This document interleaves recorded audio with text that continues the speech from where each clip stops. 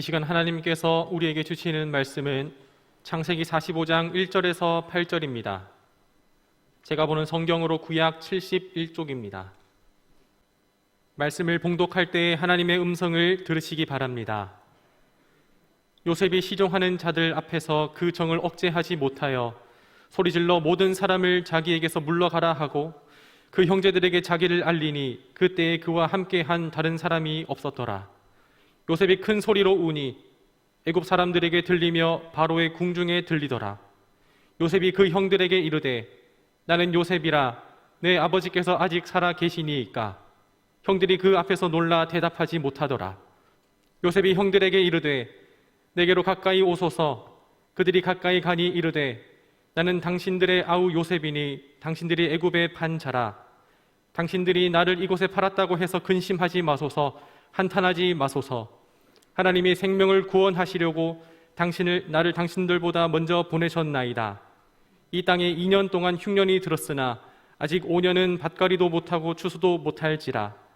하나님이 큰 구원으로 당신들의 생명을 보존하고 당신들의 후손을 세상에 두시려고 나를 당신들보다 먼저 보내셨나니 그런즉 나를 이리로 보낸 이는 당신들이 아니요 하나님이시라. 하나님이 나를 바로에게 아버지로 삼으시고 그 온 집의 주로 삼으시며 애굽 온 땅의 통치자로 삼으셨나이다. 아멘. 앞밭에는 당추 심고 뒷밭에는 고추 심어 고추 당추 맵다 해도 시집살이 더 맵더라. 오리 물을 기르다가 심리 방아 찧어다가 9솥에 불을 떼고 12방에 자리 걷고 외나무 다리 어렵대야 시아버지 같이 어려우랴. 나뭇잎이 푸르대야 시어머니보다 더 푸르랴. 시아버니 호랑새요 시어머니 꾸중새요 동새 하나 한림새요 신우 하나 뾰족새요 시아집이 뾰중새요 남편 하나 미련새요 자식 하나는 우는 새요 나 하나만 썩는 셀새. 귀 먹어서 3년이요 눈 어두워 3년이요 말 못해서 3년이요 석 3년을 살고 나니 백꽃 같은 요네 얼굴 호박꽃이 다 되었네. 경북 경산 지방의 그 부녀자들이 옛날에 시집살이가 너무 어려워서 이걸 이제 노래로다가 이렇게 풀어서 구전이 되어오던 민요 중에 하나였습니다. 너무 시집살이가 힘들었다라고 하는 것이지요. 오늘의 젊은 세대에는 시집살이라고 하는 이 단어가 잘 다가오지 않을 수도 있습니다만은 여러분들의 어머니, 할머니는 모진 시집살이 때문에 울기도 하고 한숨 짓고 그러다가 어떤 분은 목숨을 끊기도 했다라고 하는 이야기가 종종 들려졌습니다. 우리 교회 나오시는 어느 권사님의 간증은 그분만의 간증이 아니라 대부분 우리 어르신들이 포함되는 간증의 내용일 겁니다. 유복한 기독교 가정에서 태어나 어쩌다가 결혼을 했는데 남편은 변변한 직장 하나 없었습니다. 그래서 월세방으로 시작을 했습니다. 결혼하고 나 봤더니 부모님 모셔야 되지, 거기다가 시동생들 건사해야 되었지. 교회 나가려고 하니까 시어머니 반대가 이만저만이 아니었다라고 합니다. 가진 것도 없는 가정인데도 불구하고 그 시어머니의 시집살이는 모진 겨울바람처럼 매서웠다. 내가 이 가정에 왜 시집을 왔는고? 후회를 12번도 더 했다고 합니다. 그러면서 견뎠다고 합니다. 그런데 몇십 년이 지난 지금 다시 그때를 돌아보니 본인 혼자 하나님 믿었던 그 가문이었는데 남편은 집사님이요, 그리고 시아버지 시어머니도 예수 믿고 천국 가게 해드렸고 시동생들도 결혼해서 그곳에 있는 곳에서 다 교회를 다니시는, 그러면서 그 가문을 구원하게 하시려고 나를 이곳에 시집 보냈구나. 아마 이 간증은 많은 분들이 공감을 하는 간증일 것 같습니다. 그 간증 속에는 그 당시는 몰랐지만은 시간 지나고 나니 결혼을 넘어서서 하나님이 더 큰 섭리가 있었다. 어떤 섭리냐? 그 가문을 구원해 주시려고 하는 섭리. 그래서 하나님이 나를 박씨 집안에, 김씨 집안에 시집 보냈다 라고 하는 내용을 담고 있는 것 같습니다. 결혼하고 시간이 지나면서 남녀가 점점 반대로 변하게 된다는 것 잘 아시죠? 남성분들은 여성화가 됩니다. 여성분들은 좀 와일드해지고 강하게 이렇게 변화가 됩니다. 그런 특징이 있습니다. 결혼 전에 그렇게 부드럽고 상냥했었던 아내가 굉장히 과격하게 변하는 것을 못마땅하게 여긴 김 집사님은 교회 가면은 항상 이렇게 기도를 했습니다. 하나님, 내가 저 여자를 왜 만났는지 모르겠습니다. 옛날에는 그렇게 부드럽고 그렇게 온유하고 그렇게 착했는데 왜 저렇게 됐는지 모르겠습니다. 하나님, 누구 때문에, 뭐 때문에 저렇게 됐는지 옛날 처녀적 모습을 돌려주시든지 아니면은 이혼하겠습니다 라고 하는 기도를 늘 했다고 합니다. 그러자 하나님으로부터 응답이 내려왔습니다. 얘야, 처녀 때는 내가 그렇게 잘 만들었는데 너 때문에 그래. 너 때문에. 아무 말 하지 말고 그냥 살아.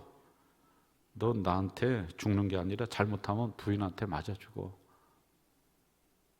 그 집안에 결혼을 하고 그 가정을 이루고 살아야 하는 것은 나만의 결단이 아니라 하나님의 섭리, 하나님의 뜻, 그게 있었다라고 하는 이야기입니다. 이것을 하나님의 주관적 섭리라고 합니다. 이런 관점으로 우리의 인생을 돌아보면 이해가 안 되는 것이 하나도 없습니다. 30년 전, 40년 전에 왜 그때 오토바이를 타고 가다가 그냥 그 계곡에 쑤서박혀서 온몸이 만신창이가 되고 지금도 그 흉터를 가지고 살아야 하는지를 그때는 몰랐는데, 지나고 나서 하나님의 섭리라고 하는 관점으로 그때를 보니 그 사고가 없었으면은 저는 90% 목사가 안 됐을 겁니다. 아마 세상에 나가서 방황하며 살았을 가능성이 90%입니다. 왜 어머니는 그렇게 일찍 세상을 떠나셨는지 참 원망스러웠습니다. 그래서 어머니라고 하는 단어만 나오면은 저도 모르게 눈물이 글썽거려지는, 지금도 그렇습니다. 그런데 그때는 몰랐는데 지나고 나서 목회 현장에서 어르신들을 보니 어머니에게 못다했던 효도하는 마음으로 어르신들을 대할 수 있는, 그게 제 마음속에 생겼습니다. 목회를 열심히 하고 있는 그때 왜 하나님은 제 아들을 그렇게 일찍 천국으로 데려갔는지 원망스러웠죠. 몰랐습니다. 그래서 목회를 그만두려고 했습니다. 왜 하나님은 나에게 이런 시련을 주시는가? 그런데 그 사건을 통해서 지금 생각해 보니까 교회 현장에서는 저보다 더 큰 아픔을 가지고 눈물을 흘리는 성도들 많습니다. 그들의 마음을, 인생을 위로해 줄 수 있는, 그게 생겼습니다. 그때는 몰랐습니다. 이런 관점으로 제 인생을 돌아보니 뻥 하고 다 뚫리는 거예요. 아, 그렇구나. 이해가 안 됐습니다. 그 당시에는 원망했습니다. 그런데 지금 하나님의 섭리라고 하는 관점으로 그 지나온 사건들 하나하나를 보니까요, 무슨 조각 그림이 탁 맞춰지는 것처럼, 아, 하나님의 이러한 뜻이 있었구나. 여러분, 저만이 아닐 것입니다. 여러분 인생에도 이런 하나님의 섭리가 다 작동을 하고 있습니다. 요셉은 세상 말로 운이 없는 사람, 복이 지지리도 없는 사람, 상처를 받는 유형을 조사했습니다. 상처를 누구에게 가장 많이 받고 가장 깊이 받느냐? 아는 사람, 친한 사람, 같은 교회 성도, 아내, 남편, 가장 깊은 상처를 주는 유형이 여러분들 서로입니다. 믿었던 형들에 의해서 팔립니다. 우물 속에 던져집니다. 죽이려고 하는 것이죠. 이거는요, 빈 우물이었다라고 하는데 학자들은 그 우물 밑에는 뱀 그리고 여러 가지 독충들이 우글거렸다라고 기록을 해놓고 있습니다. 죽이려고 했습니다. 그 집안에서 형들이 팔아버립니다. 배신감. 아니요, 여러분, 12형들 중에 11번째인 요셉, 뭐가 그렇게 밉다고 그 동생을 팔아버립니까? 믿어야 하는 형들에 의해서 이러한 사건을 겪으며 그는 누구보다도 인간은 믿지 못할 존재. 나중에 일이지만은 요셉이 결혼을 하고는 두 아들을 낳습니다. 그런데 첫 번째 아들의 이름을 므낫세, 잊어버려라, 잊어버리자. 왜? 남아있으니까. 분노, 억울함. 그러니까 아들 이름을 낳고 이름을 복덩이가 아니라 잊어버리자. 그 속에 요셉의 인간적인 배신, 가까운 사람들의 당했던 아픔, 이런 것들이 마음 한구석에 계속 자리를 하고 있다는 것을 이 단어를 통해서 우리는 엿볼 수가 있죠. 에이, 잊어버리자. 그러다 안 잊혀지는 거예요. 37장 28절, 구덩이에 끌어올리고는 은 20의 그를 이스마엘 사람들에게 팔았다. 당시 노예값은 30이에요. 은 30. 노예보다도 못하게 취급받는, 인간 취급을 못 받아요. 39장 1절, 상인들이 그를 또 보디발의 집에 넘겨요. 요셉을 또 팝니다. 팔리는 인생이에요. 버림받은 인생이에요. 억울한 누명을 쓰고 우리가 잘 알다시피 감옥에 갇혀버립니다. 어디 호소할 데도 없는 고아 아닌 고아가 돼버렸습니다. 단순히 여러분 감옥에만 갇혔다라고 보면 안 됩니다. 이러한 상황들을 보면서 인간으로부터의 배신, 물질로부터의 배신, 그리고 세상으로부터의 배신, 그러니까 사는 게 감옥이야. 살아가는 자체가 감옥. 일반적으로 생각해 봅시다. 요셉이 뭐 처음부터 하나님, 여러분 아니에요. 이 속에 복수의 칼날, 날카로운 칼날을 가지고 이를 악물고 살았을 것 같아요. 지금은 경북 지역에서 교회를 잘 섬기고 있는 제가 참 사랑하는 후배 목사님이 한 분 계십니다. 이분의 목회의 일생도 참 억울해요. 참 정직하고 신실한 분이신데 한 12, 13년 전에 어느 큰 교회를 섬기다가 어떤 사건에 휘말렸습니다. 전도를 나갔는데 누가 그냥 고소를 해버린 거예요. 이상한 걸 가지고 어린아이에게 전도지를 전해주는데 그게 점점 불거지더니 이제 교회적으로 문제가 됩니다. 같이 전도 나갔던 권사님들, 목사님들이 저 목사님 절대 그런 분 아니라고, 우리가 옆에 있었다고. 그런데 여러분 점점 시간이 지나면서 이분이 고립이 되는 거예요. 혹시 아니 땐 굴뚝에 연기 나랴? 혹시 그럴 수도 있지. 권사님들이 배신합니다. 목사님이 그렇게 했을 수도 있어. 믿었던 동료 목사님들이 등을 돌립니다. 너무 억울한 거예요. 교회에서 당회를 열었습니다.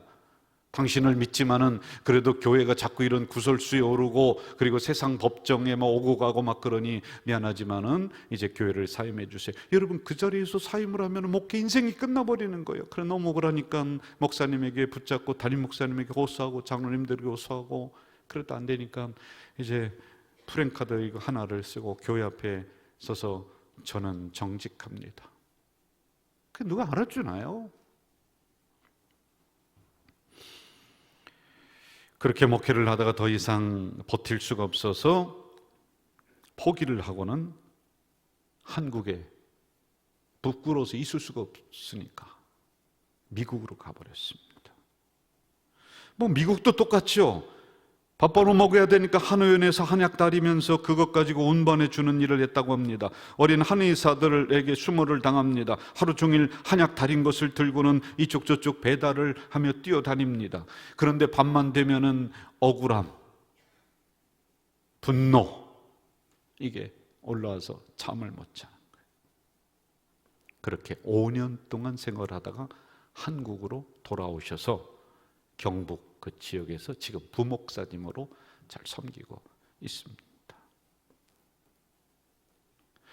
형님 목사님, 저는 이제 목회를 그만둘랍니다. 그러면서 가지고 있었던 책을 이것 좀 팔아주세요. 미국으로 그냥 도망치듯이 가면서 이것 좀 팔아주세요. 그런데 제가 도저히 그 책을 팔 수가 없습니다. 제가 보따리 이렇게 해서 박스에 넣어서 우리 교회 창고에다가 원래 두고, 그리고는 그 친구에게, 후배에게, 아니야, 언젠가는 돌아올 거야. 언젠가는 다시 내가 이 사역을, 목사 그 직을 감당할 거야. 5년 만에 돌아와서 지금 사역을 잘 하고 있습니다. 이 생각이 나서 어제 그저께인가요? 안부 전화를 했습니다. 어떠냐? 지금도 분한 마음, 억울한 마음, 분노하는 마음이 있느냐? 그랬더니 아직도 하나님이 원망스럽대요. 자다가 벌떡 일어난대요. 그때 생각만 하면 그게 병으로 지금 남아있다. 41장 14절, 이에 바로가 사람을 보내어 요셉을 부르매 그들이 급히 그를 오게 해서 내놓은지라. 바로가 요셉을 감옥에서 꺼내 주었습니다. 여러분, 단순히 그렇게 보면 안 됩니다. 그렇게 작용한 원인을 살펴야 됩니다. 1절에 보면 바로가 꿈을 꾸는데, 이상한 꿈을 꾸는데 이것을 해석할 사람이 없습니다. 술사를 부르고 온갖 그 무당을 섬기는 사람 불러서 꿈 해석하라, 못 풉니다. 그런데 어찌 하다가 요셉이 꿈을 잘 해석한다. 감옥에 있다. 그럼 그를 데리고 와라. 그래서 요셉이 바로 앞에 나오는 장면. 바로가 감옥의 문을 열었다고요? 아닙니다. 요셉이 알지 못하는 그 순간에 하나님의 섭리와 하나님의 계획은 작동하고 있었습니다. 이것을 요셉은 서서히 느껴 나가는 거예요. 처음에는 내 인생이 왜 이렇게 엉망이냐? 왜 이렇게 꼬였느냐? 그런데 여기에도 하나님의 어떤 섭리가 있을까? 하나님의 뜻이 있을까? 성경은 분명 요셉이 갇혀있는 감옥으로 왕이 사람을 보냈다고 기록하고 있습니다. 그러나 요셉이 알지 못하는 순간순간에 하나님은 그의 인생을 붙잡으시고 이끌어가고 있었다는 겁니다. 왜 형들이 자기를 미워하는지, 왜 자기를 죽이려고 우물 속에 던졌는지, 그리고 왜 은 20에 나를 저 머나먼 타국 땅에 팔아버렸는지, 왜 억울한 누명을 쓰고 이 감옥에 14년 동안 갇혀 있어야만 됐는지, 도대체 그 어느 것 하나 이해할 수 없는 사건들의 연속이었습니다. 그래서 그의 마음속에는 분노, 억울함, 이게 꽉 차 있었습니다. 그런데 이 사건을 통해서 점점점 어디로 나아가느냐? 네 팔자가 그런 게 아니야. 너 운이 없어서 그런 게 아니야. 내가 알지 못하는 시간에도, 그 순간에도 하나님의 섭리가 내 인생 속에 작동하고 있어. 제가 대학을 졸업하면서 목사가 되기 위해서 신학대학원을 가야만 했습니다. 시험을 준비하는데 먼저 딱 제 앞에 걸리는 게 교회 현장. 그때는 누구 하나 저를 눈여겨보지 않고 돌아보지 않고 불러주지 않았던 때, 교회 가서 봉사를 해야지 뭐 추천서를 써주고 뭘 하는데 교회를 만날 수가 없었습니다. 그리고 어떻게 준비를 해야 되는지 저를 가이드해 줄 사람이 아무도 없었습니다. 그리고 또 하나, 환경이 너무 안 좋았어요. 제가 혼자서, 어머니가 일찍 돌아가시는 바람에 혼자서 모든 걸 다 해야 됐어요. 옛날 어르신들이 그러더라고요. 죽으려면은 남자가 먼저 죽어야지 여자가 먼저 죽으면 그 집안이 기운다. 꼭 그렇더라고요. 살만했던 집안인데 어머니 돌아가시니까 저는 넷째니까 6남매 중에 넷째는 있어도 그만 없어도 그만 돌아보는 사람이 없어요. 형제들도 아버지도 뭐 다 저를 제껴놓고 제가 혼자서 학비 벌어서 학교 다니고 신학대학원을 가고 너무 힘들었어요. 차비가 없어서 학교를 못 간 적이 한두 번이 아니고 밥을 굶은 적이 한두 번이 아니었습니다. 그런데 어떻게 하다가 조치원에 있는 소망교회 우리 교단입니다. 그 교회를 가게 되었습니다. 거기에서 어린이부터 뭐 해서 교육전도사가 사찰까지 다 했습니다. 아예 집을 그 옆에 방을 얻어서 거기서 교회 봉사를 하면서 했는데 그분이 신학대학원은 이렇게 가야 된다라고 하는 가이드를 해줬어요. 제가 머리가 나쁜 게 아닌데 한 번 떨어져, 두 번 떨어져, 세 번 떨어지니까 도저히 공부를 할 자신이 없는 거예요. 왜 나는 이렇게 어려운가? 그러는 사이에 하나님은 나도 모르게 내 인생 속에 개입을 하셔서 하나님의 섭리가 작동되고 있었습니다. 나도 모르는 사이에 조치원이라고 하는 그 교회를 만나게 하시고 그리고 그 어간의 그 목사님의 소개로 한 처자를 만나게 되는데 얼마나 반갑고 좋은지. 왜? 내 생활을 해결해 줄 것 같더라고요. 직장을 다니는데 돈을 버니까 내가 빨리 결혼해서 밥 걱정 없고 빨래 걱정 없고 그러면서 신학대학원 가야지. 그래서 6개월 만에 결혼을 해버렸습니다. 만난 지 6개월 만에. 그 전에는 아무리 제가 노력을 해도 풀리지 않는 이 문제들이 그 다음에 그냥 술술 풀리는 거예요. 간혹 가다가 제가 그때를 생각하면서 이렇게 얘기합니다. 당신에게 참 고맙지만은 사실은 하나님이 이렇게 계획을 하신 것 같다. 이 고백에 제 아내도 맞다. 자기가 아는 사람들 이런저런 사람 선을 좀 봤는데 제가 제일로 환경이 안 좋고 제일로 처지고 그런데 저만 생각나고 보면은 저 사람과 결혼해야 되겠다. 불쌍한 마음이 자꾸 일어나서 하나님이 하셨죠. 요셉은 점점 하나님의 섭리가 다가오는 것입니다. 혹시 내 인생이 이렇게 엉망이 된 것은 재수가 없어서가 아니라 하나님이 미리 계획하신 섭리가 아닐까? 그래서 하나님이 그때 형들에 의해서 팔리게 했던 것은 아닐까? 그래서 보디발의 집에 또 팔린 것은 아닐까? 하나님이 나를 감옥 속에 넣은 것은 아닐까? 41장 16절 너는 꿈을 풀 수 있느냐? 내가 아니라 하나님께서. 26절 하나님이 보이신다. 28절 하나님이. 32절 하나님이. 전에는 이 단어가 안 나옵니다. 그런데 이 고난을 겪으면서 어려움을 겪으면서 하나님이 내 인생 속에 들어오셔서 이렇게 계획하시고 이렇게 인도하시고 이끌어 주시는구나라고 하는 하나님의 섭리가 점점 다가오고 있습니다. 더 놀라운 고백은 오늘 본문 45장에 극치를 이루고 있습니다. 제가 읽어드릴게요. 당신들이 나를 이곳에 팔았다고 해서 근심하지 마소서, 한탄하지 마소서. 하나님이 생명을 보존하고 당신들의 후손을 세상에 두시려고 나를 당신들보다 먼저 보내셨나이다. 하나님이 큰 구원으로 당신들의 생명을 보존하고 당신들의 후손을 세상에 두시려고 나를 당신들보다 먼저 보내셨다. 형들이 팔아서 그런 것이 아니다. 내 운명이 그래서 그런 것이 아니다.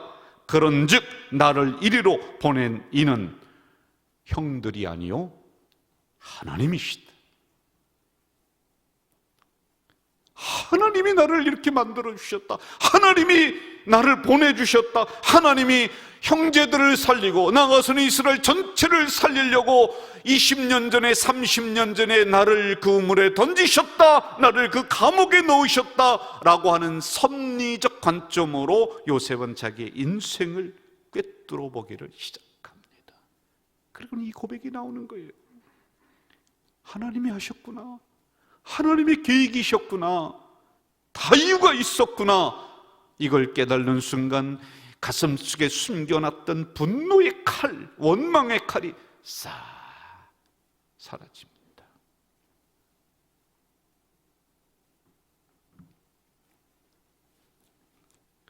제 친구의 모친 되시는 분은 고인이 되셨습니다. 처녀 때부터 믿음이 좋아서 예수 믿는 사람과 결혼을 해야 되겠다 생각을 하고 기도를 했습니다. 교회 다니는 총각이 있다고 해서 선을 보게 되었고 그리고 결혼을 하셨습니다. 그런데 결혼하고 났더니 시부모님 그리고 온 가족이 다 불신자였어요. 교회를 안 나갑니다. 교회 나가는 것도 반대합니다. 신랑만 그냥 교회를 왔다 갔다 하는, 믿음도 없었어요. 그런 가정이었습니다. 시동생 남자만 5, 시누이 1명 같이 사는 거예요. 그 뒷바라지 다 해야지만이 됐습니다. 하늘이 무너지는 것 같았다라고 이야기합니다. 그렇게 몇십 년을 고생하며 시집살이 했습니다. 다시 돌아갈 수도 없고 울며 기도하면서 열심히 시부모님 섬기고 그리고 시동생들 잘 뒷바라지 했습니다. 몇 년이 지나서 신랑 믿음이 조금 좋아졌습니다. 시누이부터 교회를 나오기 시작을 하더니 시부모님 교회에 나오셨습니다. 그리고 후에 몇십 년이 지나서 그 교회 장로가 남편이 된 거예요. 장로님이 되셨습니다. 시동생들 5명 있다고 그랬죠. 2명은 목사님이 되셨고 3명은 다른 교회 장로님이 되셨어요.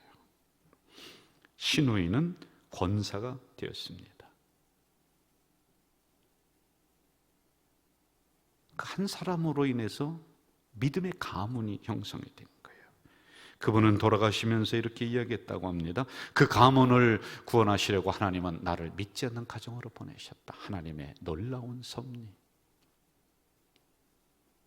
개혁교의 가장 중요한 요리문답인 하이델베르그 요리문답에는 섭리를 다음과 같이 설명합니다. 섭리란 하나님께서 항상 지니고 계신 전능하신 능력으로 하나님께서 그것으로 하늘과 땅과 모든 만물을 붙드시고 다스리십니다. 따라서 꽃잎과 풀잎, 비와 가뭄, 풍년과 흉년, 양식과 음료, 건강과 질병, 번영과 궁핍, 이 모든 것들이 사실상 우연히 온 것이 아니라 그의 자애로운 손길로부터 왔습니다. 섭리는 프로비던스라고 합니다. 프로, 먼저, 비던스, 본다. 먼저 본다. 하나님이 여러분들 인생에 있어서 먼저 보신다. 계획하시는 거예요. 이게 섭리입니다.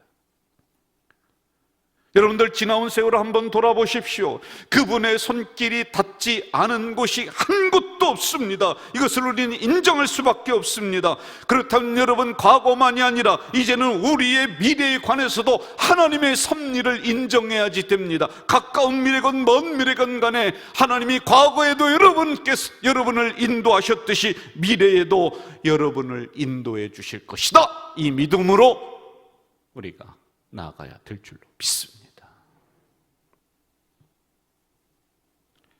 파리의 루브르 박물관에 가면 레오나르도 다빈치가 그린 모나리자라고 하는 그림이 있다고 합니다. 아주 유명한 그림이죠. 뭐 이렇게 큰 게 아니라요, 가로 53cm, 세로 77, 뭐 이 정도 되는 그림인데요, 세계적인 명작입니다. 그런데 왜 그런 줄 아세요? 그림을 잘 그려서, 물론 그것도 있습니다. 그런데요, 저 그림을 보면은요, 그 앞에 가는 사람마다 딱 쓰면은 야, 참 명작이구나. 절로 감탄이 나오는 이유가요, 이쪽으로 가면은 모나리자 눈이 자기를 이렇게 따라, 저쪽으로 가면은 저 그림의 눈이 자기를 계속 따라다니는 거예요. 계속 따라다니. 야, 신기하구나. 야, 신기하구나. 그리하며 사람들이 감동을 얻는다고 합니다. 명작이라고 인정을 한다고 합니다. 여러분, 그림도 이렇게 그 사람의 눈길을 따라다니는데, 가는 곳을 따라다니는데, 하물며 하나님께서는 당신의 아들의 핏값으로 우리를 사주신, 자녀 삼으신 하나님은 구체적으로 세밀한 섭리로 여러분들의 인생 속에 세밀하게 미리 앞서 보시면서 준비해 주시는 하나님이신 줄 믿습니다. 여러분, 이 찬양으로 우리 함께 마지막 고백을 좀 했으면 좋을 것 같아요.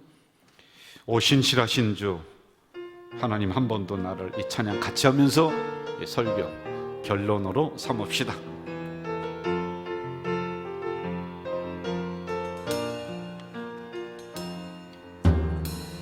하나님, 한 번도 나를 실망시킨 적 없으시고 실망시킨 적 없으시고 언제나 공평과 은혜로 나를 지키셨네. 오 신실하신 주, 오 신실하신 주, 오 신실하신 주, 내 너를 떠나지도 내 너를 떠나지도 않으리라. 내 너를 버리지도 않으리라. 약속하셨던 주님, 그 약속을 지키사 이후로도 영원토록 나를 지키시리라 확신하네. 지나온 모든 세월들, 지나온 모든 다 같이 고백합시다. 세월들 돌아보아도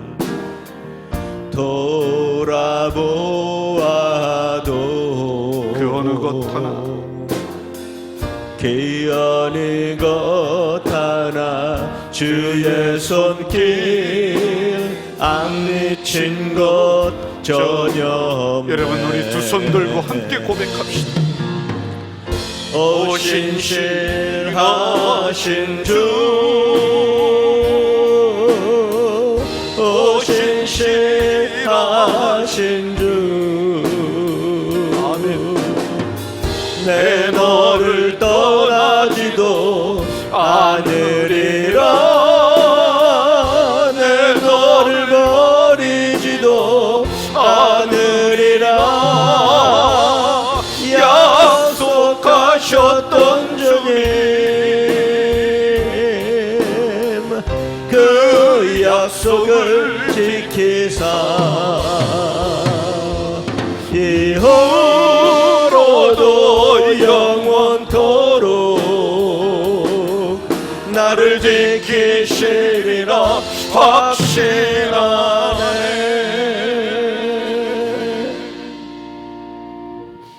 고유 명절인 추석을 저희들에게 허락해 주셨습니다.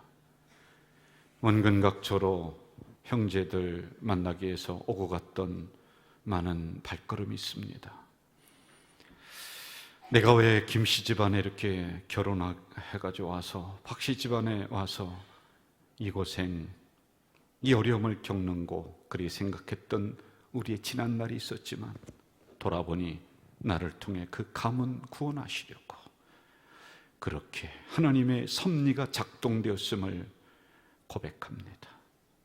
그것만이 아니라 그때 일어났었던 그 사건, 그 어려움, 그 고난 돌아보니 하나님이 오늘 이 은혜 주시려고 하나님의 섭리 속에 모든 것이 되어졌군요.